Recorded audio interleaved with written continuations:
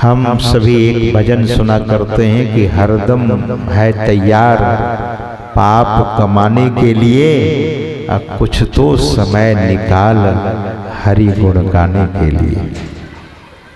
तो समय निकालना चाहिए। और सज्जनों, भगवान कहते हैं कि साधन धाम मोक्ष कर द्वारा, पाई न जेहि परलोक समारा।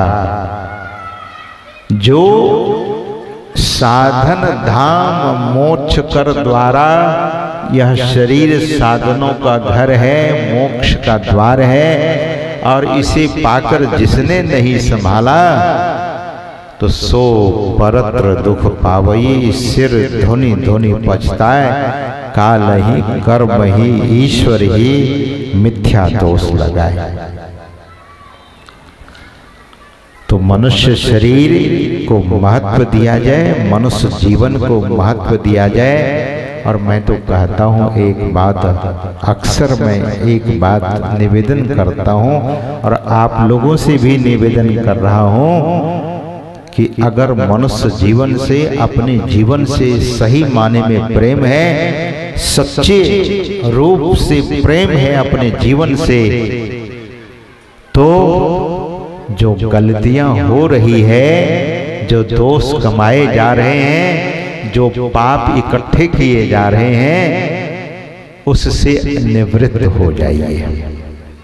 ये हमारा निवेदन है, अगर मनुष्य जीवन से प्रेम करते हैं तो। और मनुष्य जीवन से प्रेम करने का मतलब ईश्वर के चरणों में, सद्गुरु के चरणों में प्रेम करना।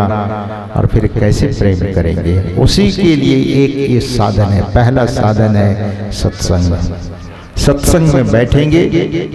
मैं आपको भी कोई कथा और कहानी नहीं सुना रहा हूँ, मैं तो कुछ ज्ञान की बात कर रहा हूं, लेकिन कुछ प्रसंग भी मैं सुना देना चाहूंगा। ये जो सत्संग है, इसमें आपका बैठना, आपका सम्मिलित होना, आपकी उपस्थिति, आपकी संलग्नता और आपकी श्रद्धा, कुछ तो श्रद्धा जरूर है जो हम आप संतों की बातों को सुनते हैं और सुनना चाहिए। उदाहरण के स्वरूप में दुर्योधन महात्मा भीष्म की बात को नहीं सुना। ध्यान से सुनिएगा, थोड़ा कुछ उदाहरण। दुर्योधन महात्मा विदुर की बात को नहीं सुना। दुर्योधन द्रोणाचार्य की बातों को नहीं सुना। ध्यान दीजिए, आप कहेंगे महाराज कि भीष्म पितामह दुर्योधन के साथ, द्रोणाचार्य गुरु द्रोण दुर्योधन के साथ, वहां कोई लाचारी थी उनकी। लेकिन सच्ची बात ये लोग बताते रहे और दुर्योधन अनसुना किया। कबीर साहब कहते हैं कि ऐसे वैसे धन नहीं था, दुर्योधन के पास बहुत धन था। 16 योजन के मध्य में चले छत्र की छाई रे, सोई दुर्योधन मिली गए माटी के माही। जिसका छत्र 16 योजन, ऐसे दुर्योधन जब तालाब के तट पर भीम के गदा की चोट से कराह रहा था, चीख रहा था, ऊफ भर रहा था, उस समय अश्वत्थामा आता है और अश्वत्थामा दुर्योधन से कहता है, मित्र, जिनके सिर पर 16 योजन की छत, ऐसे वैसे राज्य नहीं, और वो आज बिना ही सिंहासन के इस धूल से धूसरित होकर ऊफ भर रहा है। अश्वत्थामा ने कहा, कदाचित आप लोगों ने सीरियल में देखा होगा, लेकिन महाभारत बहुत बड़ा ग्रंथ है। उसमें उस समय अश्वत्थामा ने कहा कि आपको गुरुजनों की बात को मान लेनी चाहिए थी, महात्माओं की बात की अनसुना तुमने किया है। तो सज्जनों, दुर्योधन, रावण वेद पढ़ा लिखा, वेदों का अध्ययन किया हुआ, रावण की क्या स्थिति होती है? रावण ने वेद तो पढ़ा, लेकिन अपने गुरु ब्रह्मा जी को सम्मान नहीं किया। ब्रह्मा जी का सम्मान बिल्कुल नहीं किया।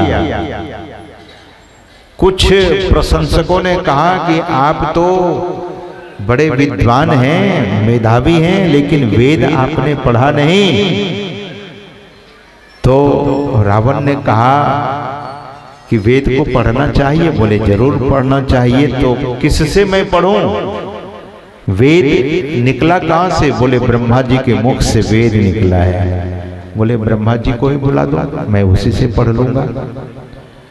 तो रावण ब्रह्मलोक में अपने अनुचर को भेज दिया कि जाओ ब्रह्मा जी से कहना, ब्रह्मा जी तो मैं बोल रहा हूं, वो ब्रह्मा बोले थे। रावण तो ब्रह्मा बोलता था। सम्मान सूचक शब्द रावण के डिक्शनरी में नहीं था, शब्दकोश में नहीं था। रावण सम्मान पूर्वक बोलता ही नहीं था। कहा कि ब्रह्मा को बुला कर ले आओ। क्या कहेंगे? अनुचर ने पूछा कि क्या कहूंगा मैं वहां जाकर? तो कहना कि मेरा महाराजा धीराज अपने लिए तो बड़ा सम्माननीय शब्द बोलता था। तो कहना रावण से, ब्रह्मा से, कि मेरा महाराज धीराज आपको बुलाया है।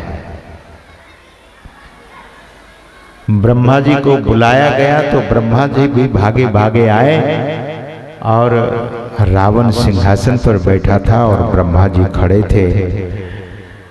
रावण ने कहा कि मुझे वेद पढ़ना है, पढ़ा दोगे? ब्रह्मा जी ने कहा कि अवश्य पढ़ा दूंगा, आप आ जाना ब्रह्मलोक, वहीं मैं पढ़ा दूंगा। बोले क्या कहा आपने? ब्रह्मलोक में आ जाऊंगा? नहीं, आपको प्रतिदिन पढ़ाने के लिए आना है। सज्जनों, पुलस्त ऋषि ब्रह्मा जी के ही पुत्र थे। दादा रावण के जो दादा थे, और पिता भी उनके ऋषि, दादा भी ऋषि, और ऐसे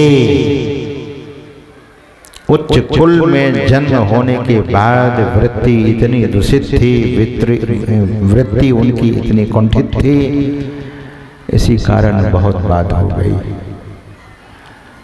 ब्रह्मा जी से वेद तो पढ़ा, लेकिन ज्ञान घटा नहीं। ध्यान से सुनिएगा, श्रद्धा से जो व्यक्ति पढ़ता है विद्या घटती है। सत्संग में भी श्रद्धा से अगर सुनेंगे तो ज्ञान अवश्य होगा। और जिसके पास श्रद्धा नहीं है उसको फिर ज्ञान होता नहीं है। भले वो पढ़ लिख तो ले, लेकिन जो समझदारी होनी चाहिए वो नहीं हो पाता है सज्जनों। तो सत्संग आधार है। भगवान श्री राम भी सत्संग करके ही सुना रहे थे। ये सारी बात आकर 4,84,000 जोनि भ्रमत यह जीव अविनाशी, फिरत सदा माया कर प्रेरा, काल कर्म स्वभाव गुण घेरा, कबहू करी करुणा नर देही, देत ईश बिनु हेतु स्नेही, करनधार सदगुरु दृढ़ नावा, दुर्लभ साज सुलभ करी पावा, और मनुष्य शरीर के संबंध में भी कहा कि नर्तन भव बारिधि का बेड़ो, सन्मुख मरुत अनुग्रह मेरो। मेरी जब कृपा हुई, मेरा जब अनुग्रह हुआ तो मनुष्य शरीर मिला। अब क्या करना चाहिए? संसार सागर, संसार को सागर कहा गया है, लेकिन पानी कहीं नहीं दिखता है। सागर का मतलब होता है पानी ही पानी। तो बिना जल का यह सागर है, ध्यान से सुनेंगे, बिना जल का यह सागर है संसार। इसमें अज्ञानी लोग, पापी लोग, नरकी लोग, अधर्मी लोग डूब जाते हैं। तरते कौन है? जो सत्संग का सहारा लेता है।